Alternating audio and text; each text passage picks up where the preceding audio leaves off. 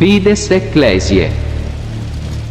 San Ignacio de Antioquía, obispo, mártir y padre apostólico. Nace entre los años 30 al 35 después de Cristo y muere el 107 después de Cristo. San Ignacio de Antioquía fue discípulo directo de San Pablo y San Juan, segundo sucesor de Pedro en el gobierno de la Iglesia de Antioquía, el primero en llamar la Iglesia católica. Sus escrituras demuestran que la doctrina de la Iglesia católica viene de Jesucristo por medio de los apóstoles. Esta doctrina incluye la Eucaristía, la jerarquía y obediencia a los obispos, la presidencia de la Iglesia de Roma, la virginidad de María y el don de la virginidad. Condenado a morir, devorado por las fieras, fue trasladado a Roma y allí recibió la corona de su glorioso martirio el año 107, en tiempos del emperador Trajano. En su vieja Roma escribió 7 cartas: la carta a los Efesios, la carta a los Magnesios, la carta a los Israelianos, la carta a los Romanos, la carta a los Filadelfianos, la carta a los Esmirniotas y por último la carta a Policarpo, en las que trata sabia y eruditamente de Cristo, de la construcción de la Iglesia y de la vida cristiana. Carta de San Ignacio de Antioquía a los Efesios. Ignacio, llamado también Teóforo, a aquella que es grandemente bendecida en la plenitud de Dios Padre, predestinada antes de todos los siglos a estar por siempre, para una gloria que no pasa, inquebrantablemente unida y elegida en la pasión verdadera, por la voluntad del Padre y de Jesucristo nuestro Dios, a la iglesia digna de ser llamada bienaventurada, que está en Éfeso de Asia. Mi saludo en Jesucristo y en un gozo irreprochable. Capítulo 1. He acogido en Dios vuestro nombre bien amado, que habéis adquirido por vuestra naturaleza justa, según la fe y la caridad en Cristo Jesús nuestro Salvador. Imitadores de Dios, reanimados en la sangre de Dios, vosotros habéis llevado a la perfección la obra que conviene a vuestra naturaleza. Apenas habéis sabido en efecto que yo venía de Siria encadenado por el nombre y la esperanza que nos son comunes, esperando tener la suerte, gracias a vuestras oraciones, de combatir contra las bestias en Roma, para poder, si tengo esa suerte, ser discípulo. Vosotros os apresurasteis en venir a verme. Es así que a toda vuestra comunidad he recibido en el nombre de Dios en Onésimo, varón de una indecible caridad, vuestro obispo según la carne. Deseo que vosotros lo améis en Jesucristo y que todos os asemejéis a Él. Bendito sea aquel que os ha hecho la gracia, a vosotros que habéis sido dignos de tener tal obispo. Capítulo 2. Para Burro, mi compañero de servicio, vuestro diácono según Dios, bendito en todas las cosas, deseo que permanezca a mi lado para haceros honor a vosotros y a vuestro obispo. En cuanto a Croco, digno de Dios y de vosotros, a quien he recibido como una muestra de vuestra caridad, ha sido para mí consuelo en todas las cosas. Quiera el Padre de Jesucristo consolarlo también a él, junto con Onésimo, Burro, Euplo y Frontón. En ellos es a todos vosotros a quienes he visto según la caridad. Pueda yo gozar de vosotros para siempre, si yo fuera digno de ello. Conviene pues glorificar en toda forma a Jesucristo, que os ha glorificado a vosotros, a fin de que, reunidos en una misma obediencia, sometidos al obispo y al presbítero, vosotros seáis santificados en todas las cosas. Capítulo 3. Yo no os doy órdenes como si fuera alguien, porque si yo estoy encadenado por el nombre, no soy aún perfecto en Jesucristo. Ahora no he hecho más que comenzar a instruirme y os dirijo la palabra como a discípulos míos. Más bien, soy yo quien tendrá necesidad de ser ungido por vosotros con fe, exhortaciones, paciencia, longanimidad. Pero ya que la caridad no me permite callar respecto a vosotros, es por eso que he tomado la delantera para exhortarlos a caminar de acuerdo con el pensamiento de Dios, porque Jesucristo, nuestra vida inseparable, es el pensamiento del Padre, como también los obispos, establecidos hasta los confines de la tierra, están en pensamiento de Jesucristo. Capítulo 4. También conviene caminar de acuerdo con el pensamiento de vuestro obispo, lo cual vosotros ya hacéis. Vuestro presbítero, juntamente reputado, digno de Dios, está conforme con su obispo como las cuerdas a la cítara. Así, en vuestro sinfónico y armonioso amor, es Jesucristo quien canta.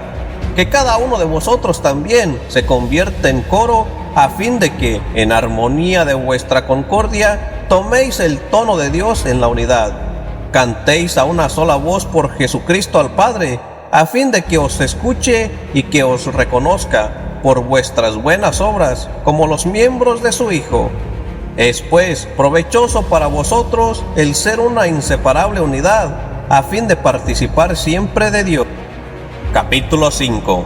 Si en efecto yo mismo en tan poco tiempo he adquirido con vuestro obispo una tal familiaridad, que no es humana sino espiritual, cuánto más os voy a felicitar de que le estéis profundamente unidos, como la Iglesia lo está a Jesucristo y Jesucristo al Padre, a fin de que todas las cosas sean acordes en la unidad. Que nadie se extravíe. Si alguno no está al interior del santuario, se priva del pan de Dios. Pues si la oración de dos tiene tal fuerza, cuánto más la del obispo con toda la Iglesia. Aquel que no viene a la reunión común, ese ya es orgulloso y se juzga a sí mismo, pues está escrito: Dios resiste a los orgullosos. Pongamos pues esmero en no resistir al obispo, para estar sometidos a Dios. Capítulo 6. Y mientras más vea uno al obispo guardar silencio, más se le debe reverenciar, pues aquel a quien el Señor de la casa envía para administrar su casa, debemos recibirlo como aquel mismo que lo ha enviado. Entonces está claro que debemos ver al obispo como al Señor mismo. Por otra parte, Onésimo mismo eleva muy alto vuestra disciplina en Dios, expresando con sus alabanzas que todos vosotros vivís según la verdad, y que ninguna herejía reside entre vosotros, sino que por el contrario, vosotros no escucháis a persona alguna que les hable de otra cosa que no sea de Jesucristo en la verdad. Capítulo 7. Porque algunos hombres con perversa astucia tienen el hábito de tomar para todo el nombre, pero obrando de otro modo y de manera indigna de Dios. A aquellos debéis evitarlos como a las bestias salvajes. Son perros rabiosos que muerden a escondidas. Debéis estar en guardia, pues sus mordeduras esconden una enfermedad difícil de curar. No hay más que un solo médico, carnal y espiritual, engendrado y no engendrado, Dios venido en carne, en la muerte vida verdadera, Hijo de María e Hijo de Dios, primero visible y ahora impasible, Jesucristo nuestro Señor. Capítulo 8. Que nadie pues os engañe, como por otra parte no os dejéis engañar, siendo enteramente de Dios, cuando sobre vosotros no se abata ninguna querella que pudiera atormentaros, entonces quiere decir que verdaderamente vosotros vivís según Dios. Yo soy vuestra víctima expiatoria, y por vuestra iglesia yo me ofrezco en sacrificio, Efesios, iglesia que es renombrada por los siglos.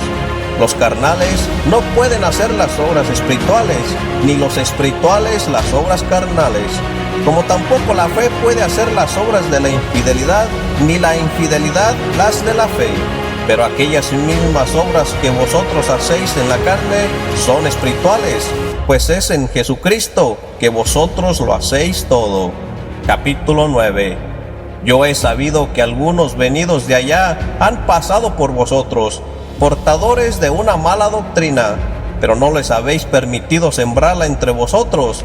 Tapasteis vuestros oídos para no recibir lo que ellos siembran, ya que vosotros sois piedras del templo del Padre, preparados para la construcción de Dios Padre, elevados hasta lo alto por la palanca de Jesucristo, que es la cruz, sirviendo como soga el Espíritu Santo. Vuestra fe os tira hacia el otro lado, y la caridad es el camino que os eleva hacia Dios. Entonces todos vosotros sois también compañeros de ruta, portadores de Dios y portadores del templo, portadores de Cristo, portadores de santidad, adornados en todos los preceptos de Jesucristo. Por mi parte, con vosotros me alegro, porque he sido juzgado digno de mantenerme con vosotros mediante esta carta, y de regocijarme con vosotros, que vivís una vida nueva, no amando nada más que a Dios. Capítulo 10. Orad sin cesar por los otros hombres, porque hay en ellos esperanza de arrepentirse, para que lleguen a Dios. Permitidles, pues, al menos por vuestras obras, ser vuestros discípulos. Frente a sus iras, vosotros sed mansos; a sus jactancias, vosotros sed humildes; a sus blasfemias, vosotros mostrad vuestras oraciones; a sus errores, vosotros ser firmes en la fe; a su fiereza, vosotros ser apacibles, sin buscar imitarlos. Sed hermanos suyos por la bondad, y buscar ser imitadores del Señor. ¿Quién ha sido objeto de mayor injusticia? ¿Quién más despojado? ¿Quién más rechazado? Para que ninguna hierba del diablo se encuentre entre vosotros, sino que en toda pureza y templanza vosotros permanezcáis en Jesucristo, en la carne y el Espíritu. Capítulo 11. Estos son los últimos tiempos. En adelante, avergoncémonos y temamos que la longanimidad de Dios no se torne en nuestra condenación. O bien temamos la ira venidera, o bien amemos la gracia presente, o lo uno o lo otro. Solamente si somos encontrados en Cristo Jesús, entraremos en la vida eterna. Fuera de Él, que nada tenga valor para vosotros, sino aquel por quien yo llevo mis cadenas, perlas espirituales. Quisiera resucitar con ellas, gracias a vuestra oración, de la que quisiera ser siempre partícipe, para ser hallado en la herencia de los cristianos de Éfeso, que han estado siempre unidos a los apóstoles, por la fuerza de Jesucristo. Capítulo 12. Yo sé quién soy y a quién escribo. Yo soy un condenado. Vosotros habéis obtenido misericordia. Yo estoy en el peligro. Vosotros estáis seguros. Vosotros sois el camino por donde pasan aquellos que son conducidos a la muerte para encontrar a Dios, iniciados en los misterios con Pablo, el santo, quien ha recibido el martirio y es digno de ser llamado bienaventurado. Pueda yo ser encontrado sobre sus huellas cuando alcance a Dios. En todas sus cartas os recuerda en Jesucristo. Capítulo 13. Poned pues empeño en reuniros más frecuentemente para rendir a Dios acciones de gracia y alabanza, porque cuando vosotros os reunís a menudo, las potestades de Satanás son abatidas y su obra de ruina destruida por la concordia de vuestra fe. Nada es mejor que la paz, por la que se lleva a término toda guerra, tanto celeste como terrestre. Capítulo 14. Nada de todo eso os está oculto, si vosotros, por Jesucristo, tenéis a la perfección la fe y la caridad, que son el principio y el fin de la vida. El principio es la fe y el fin la caridad. Las dos reunidas son Dios, y todo lo demás que conduce a la santidad no hace más que seguirlas. Nadie, si profesa la fe, peca. Nadie, si posee la caridad, aborrece. Se conoce el árbol por sus frutos.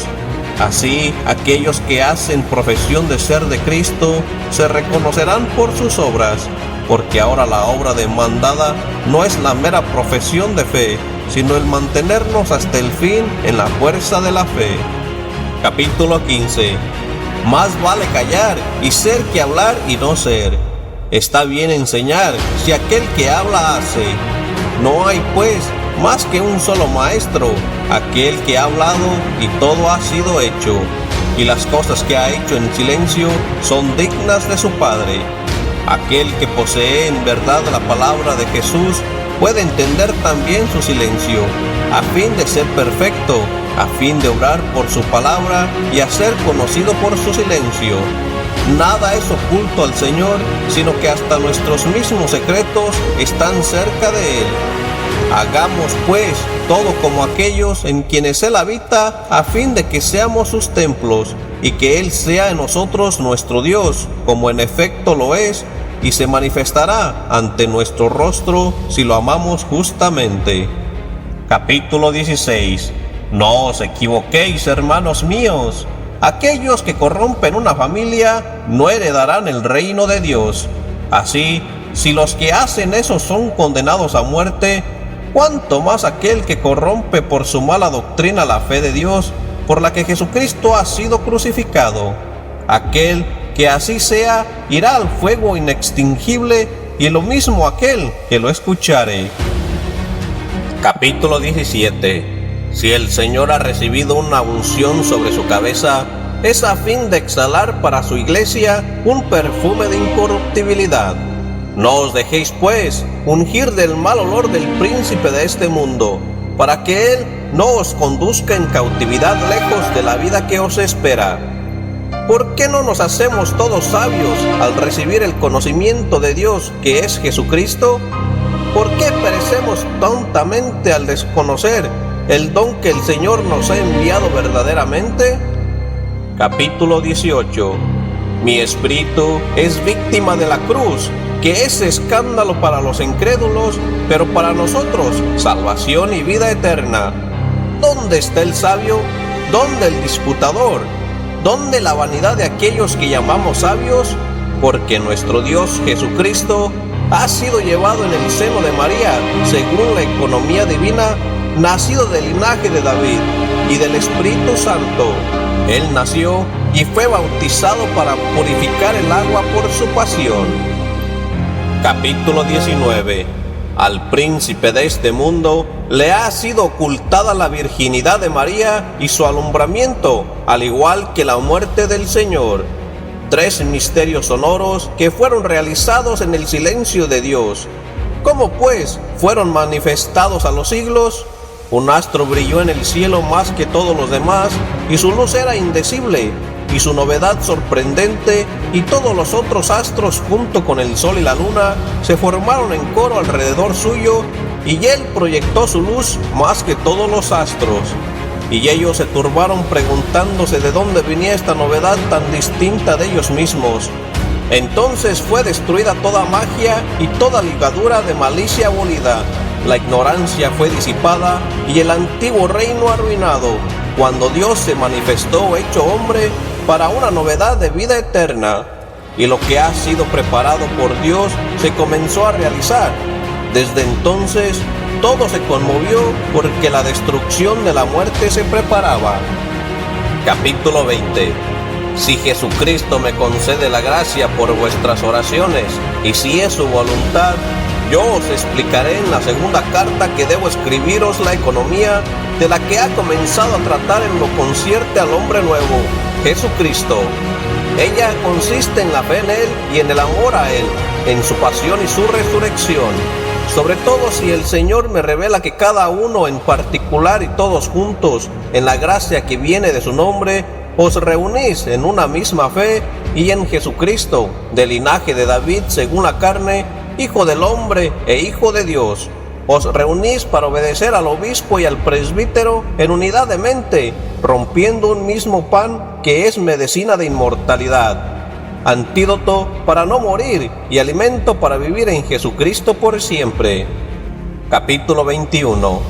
Yo soy vuestro rescate, por vosotros y por aquellos que por honor de Dios habéis enviado a Esmirna, de donde os escribo, dando gracias al Señor y amando a Policarpo como os amo también a vosotros.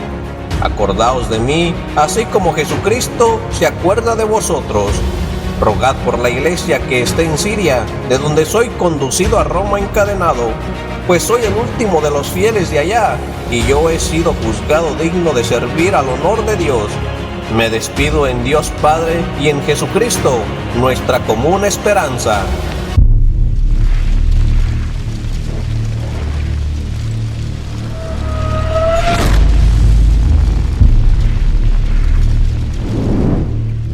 Fides Ecclesiae.